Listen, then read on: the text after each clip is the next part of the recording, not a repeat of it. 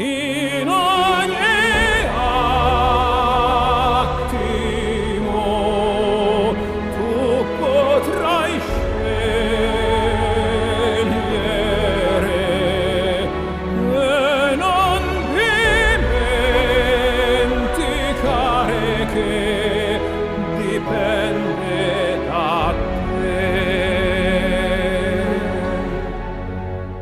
Lungo la tua via tu non temere, se resti puro nell'anima, e anche quando avrai qualche incertezza sarai